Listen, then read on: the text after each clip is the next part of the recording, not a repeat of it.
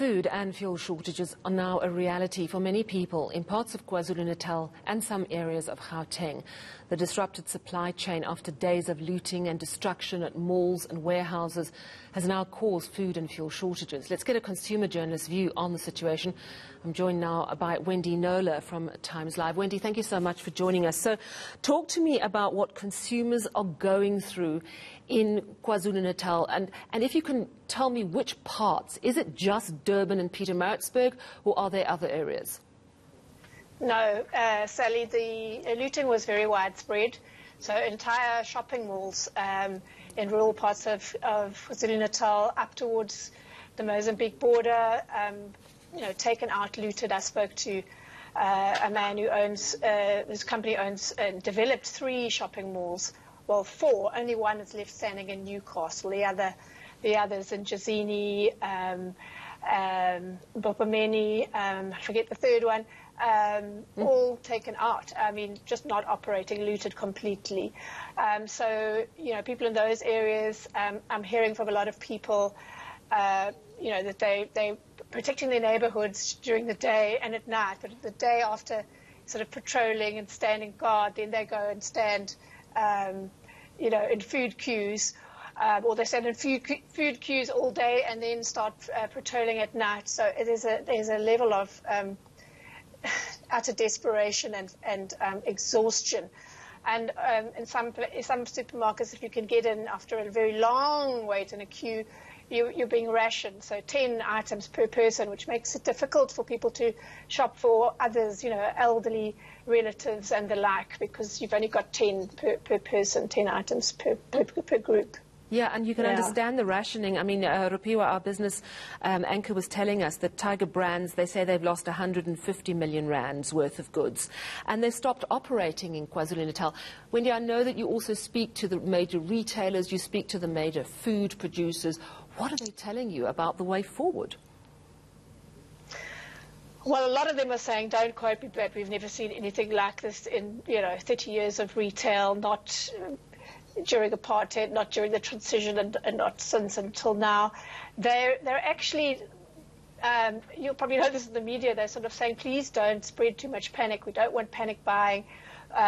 Some still have distribution centres that have not been looted or burnt, and there is some supply, but it's terribly, terribly critical, and the coming days going to get worse. So I wrote a story today about Fly Safaris putting on extra flights into and out of Durban.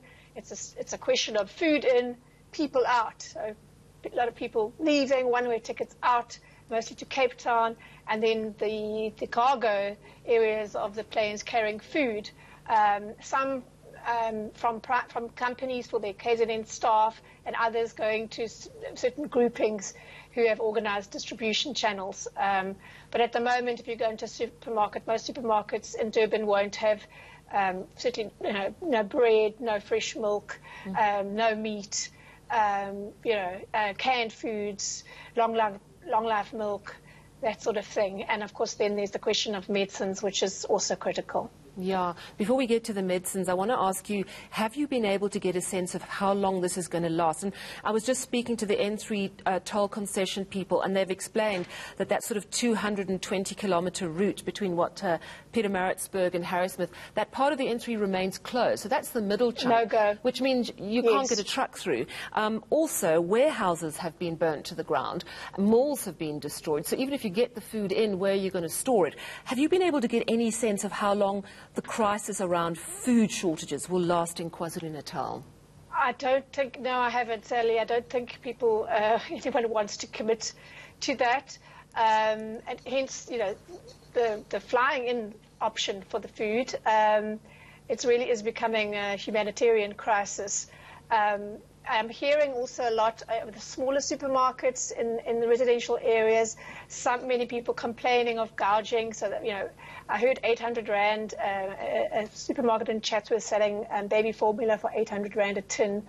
And then the converse, I'm hearing heartwarming tales of retailers just making a plan, bakeries going into overdrive, and a relative of mine bought a pack of 10 cans of baked beans for a really low price. So there are those that are helping out the community and others that are taking advantage, unfortunately. Well, I suppose that is you're always going to see that in a time of crisis, sadly. Talk to me now about medicine supply. I mean, you know, I know that the COVID third wave has not hit KwaZulu-Natal as hard as in Gauteng, but I would imagine also testing is probably very low due to all the unsettled times. So it might be difficult to get a handle on what's going on.